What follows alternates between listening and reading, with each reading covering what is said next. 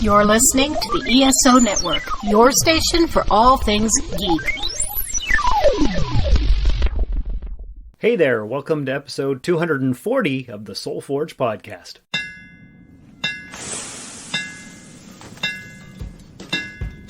Welcome to the Soul Forge, a place of silent mystery, quiet contemplation, and outright mayhem. Join your host, Sean Vanderloo, as he guides you through the adventures of living. Together, we'll talk about life and love, sex and dating, joy and heartache, memories and loss, and so much more. Don't worry, it's not nearly as pretentious as it sounds. Get ready for life, the universe, and everything on the Soul Forge.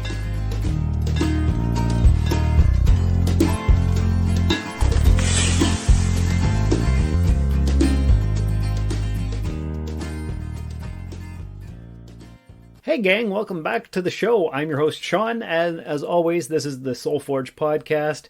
You never know what you're going to get week to week. It might be inspiring, it might be depressing, it might be an interview, it could be something to do with pop culture. You just never know what it's going to be. It's always a surprise, and that's why you come back week after week after week. And once again, I'm glad you're here. If you're new to the show, the Soul Forge is basically my life's journey.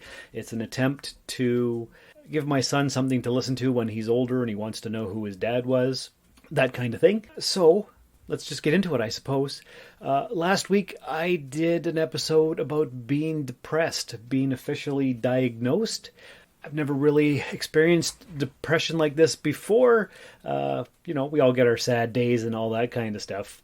But this was a new experience for me. I guess I'd been depressed for several months, quite a while anyway. What's the cause? Who knows? Could it be seasonal depression? Could it be that it runs in the family?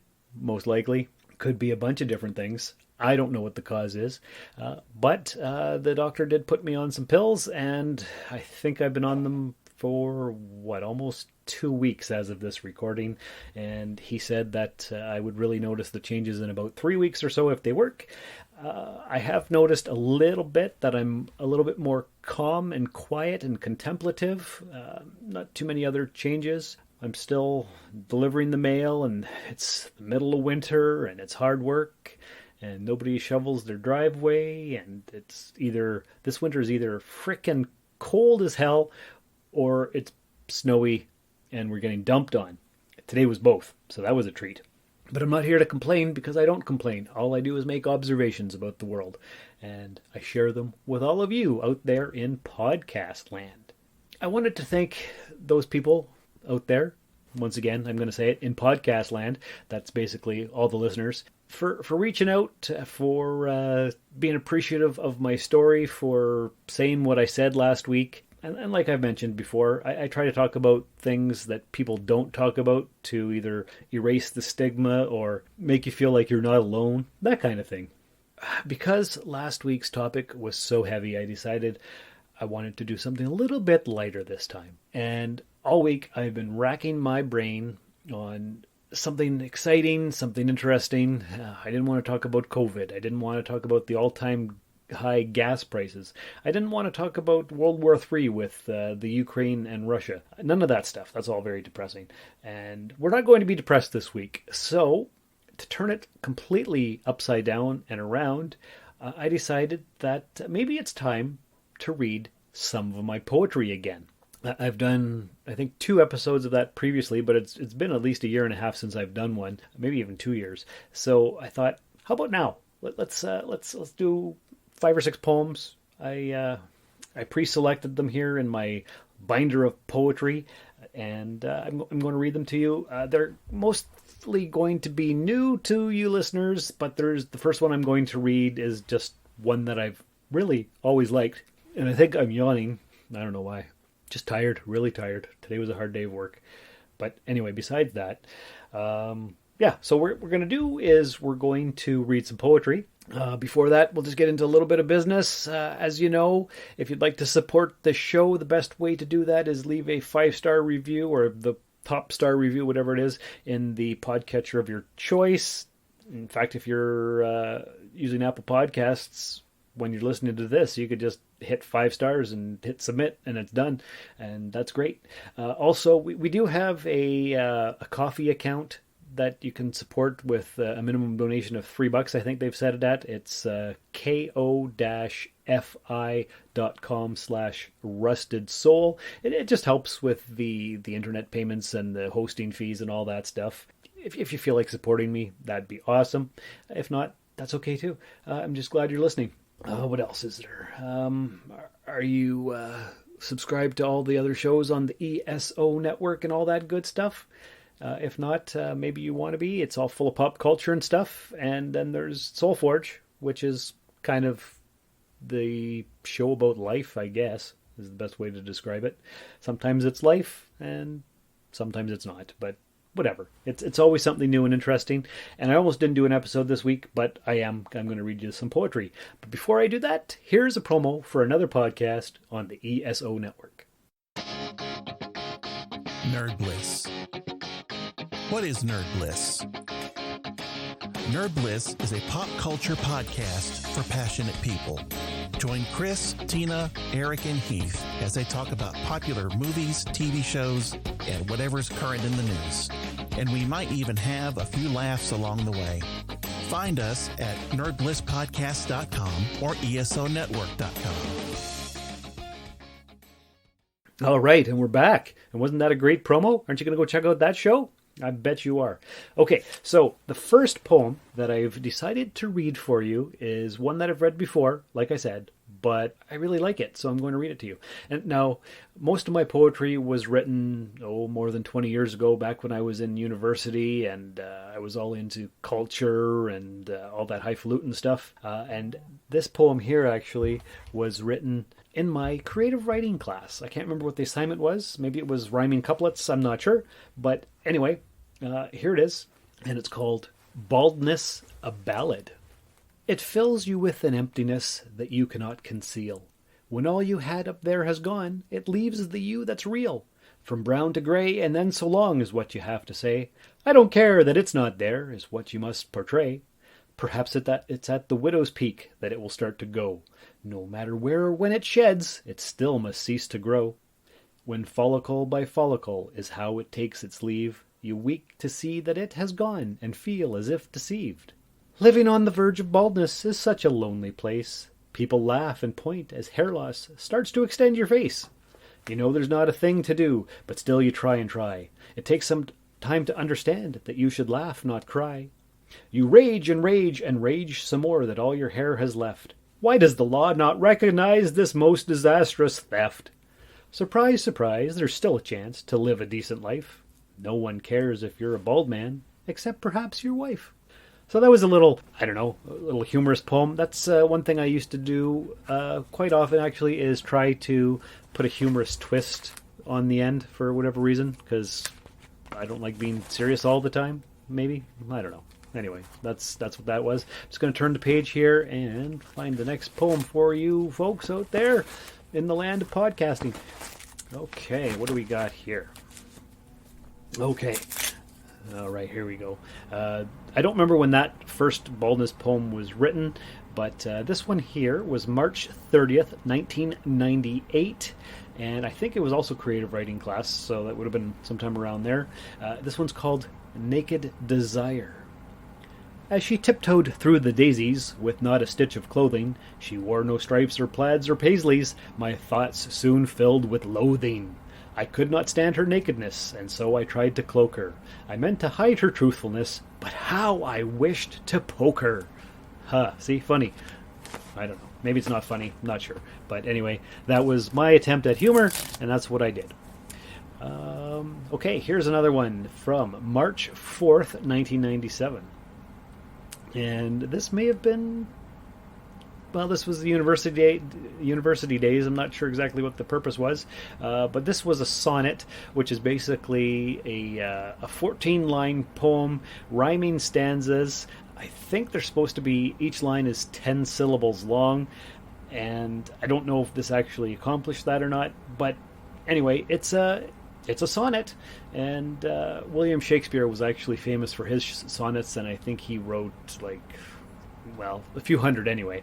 But this one is called Not Long Enough. How long has it been since last we shared kiss? And when was the last time I held your hand?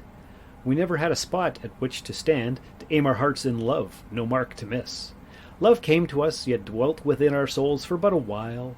Much like a newborn child, Cupid's arrow had no control, went wild. Our blazing flames of passion doused to coals. Has been too long since last we were as one, and far too long since I have held you near. But now what's gone is gone, what's done is done, and I must live my life without you here. Yet through it all I know I'll keep my head. I will not live my life death-like or dead.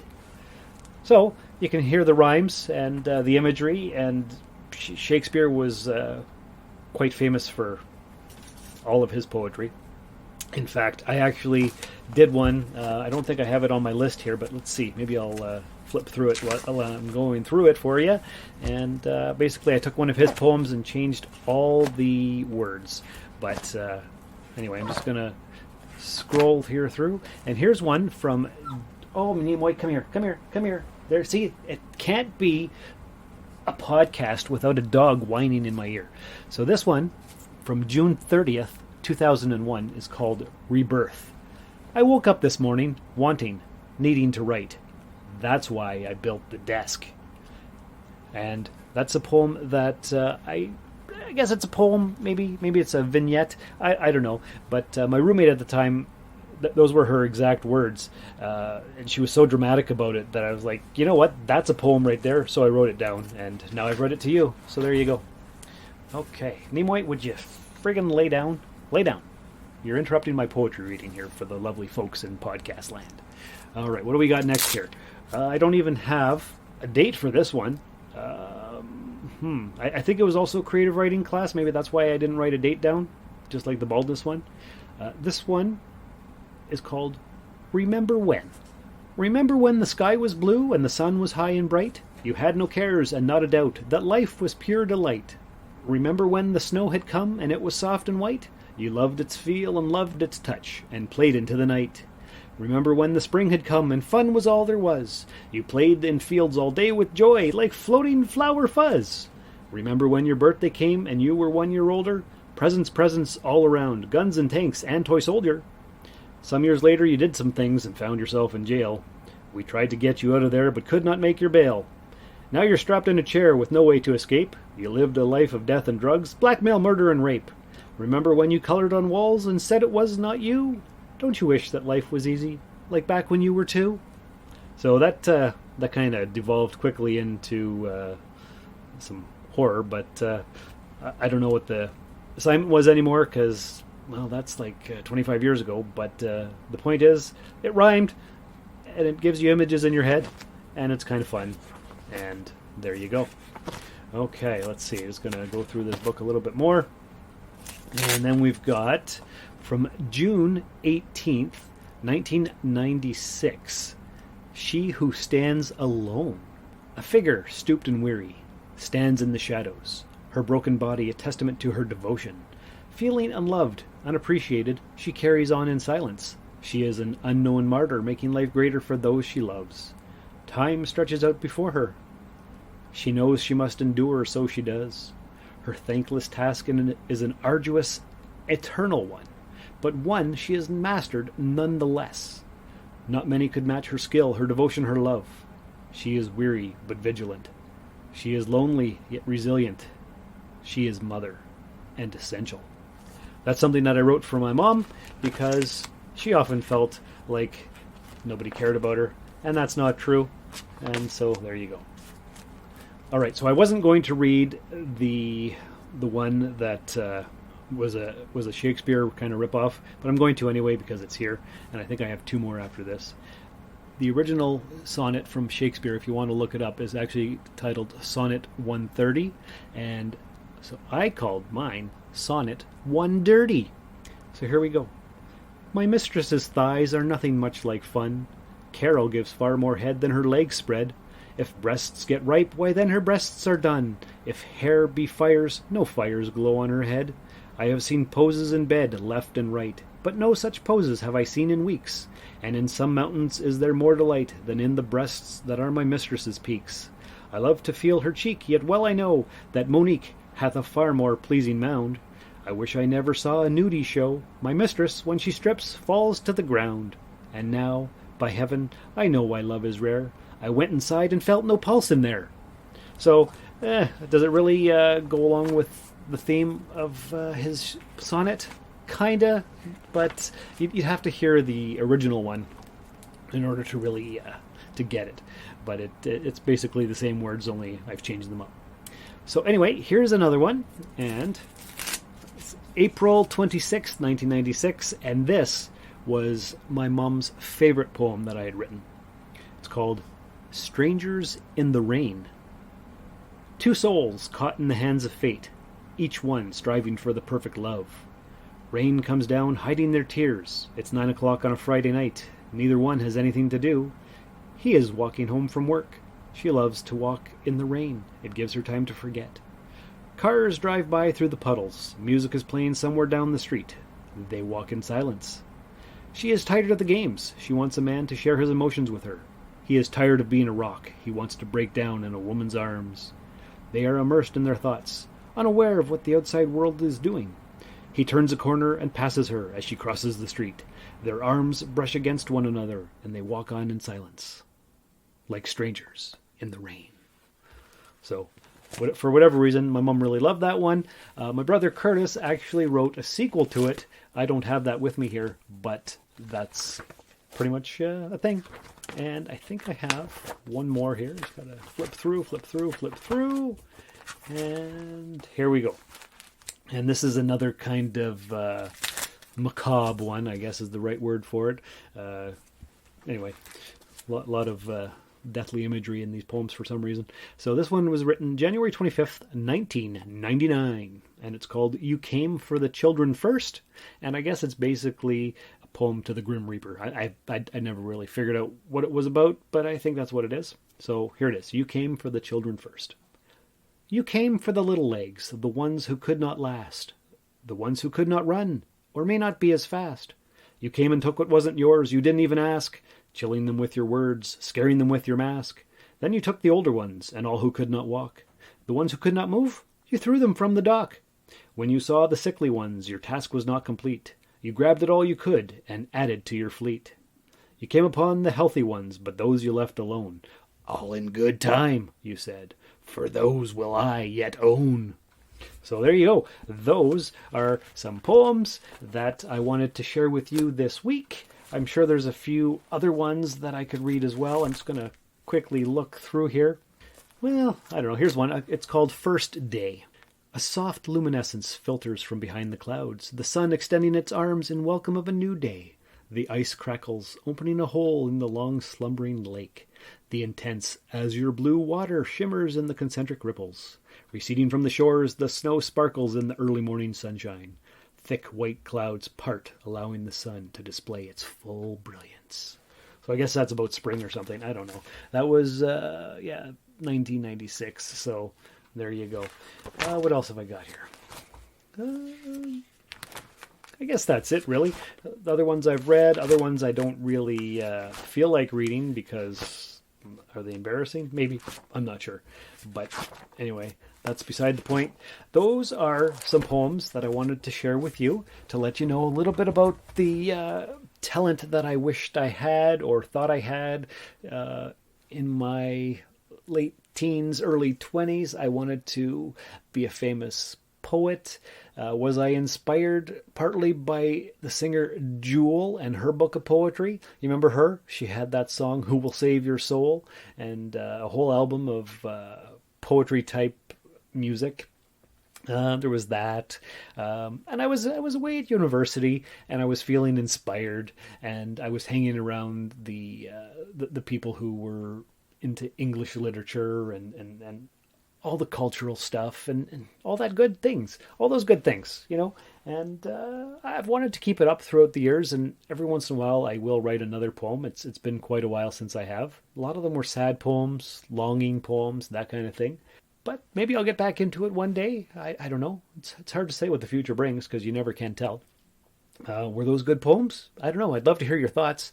Maybe reach out and leave some feedback. soulforgepodcast@gmail.com. What else can I tell you guys and girls out there in podcast land? I guess that's about it. I just wanted something a little bit more lighthearted. I guess all of those poems weren't necessarily filled with fun and joy, but I don't know, they rhymed, some of them. So maybe you like that. I don't know. What else?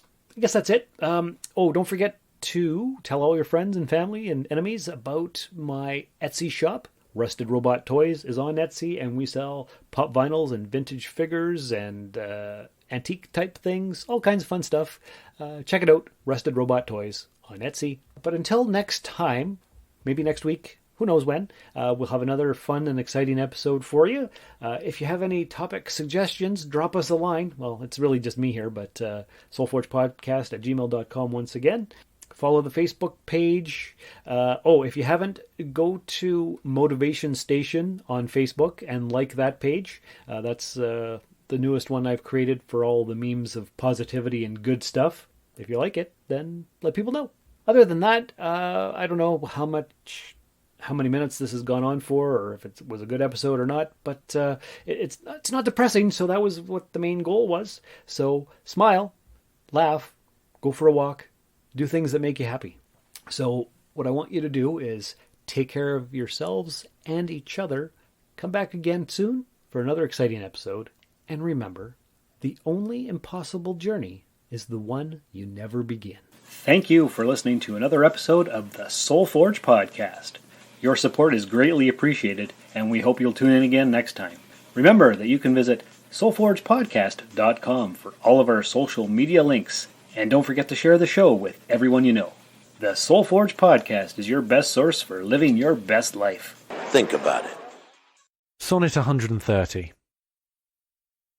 My mistress' eyes are nothing like the sun. Coral is far more red than her lips red. If snow be white, why then her breasts are dun? If hairs be wires, black wires grow on her head. I have seen roses damasked red and white, but no such roses see I in her cheeks. And in some perfumes is there more delight than in the breath that from my mistress reeks. I love to hear her speak, yet well I know that music hath a far more pleasing sound. I grant I never saw a goddess go. My mistress, when she walks, treads on the ground. And yet, by heaven, I think my love as rare as any she belied with false compare. This has been a broadcast of the ESO Network. Be part of the crew and help support our shows by donating to our ESO Patreon or by shopping at the TeePublic store, which can all be found at www.esonetwork.com. The ESO Network, your station for all things geek.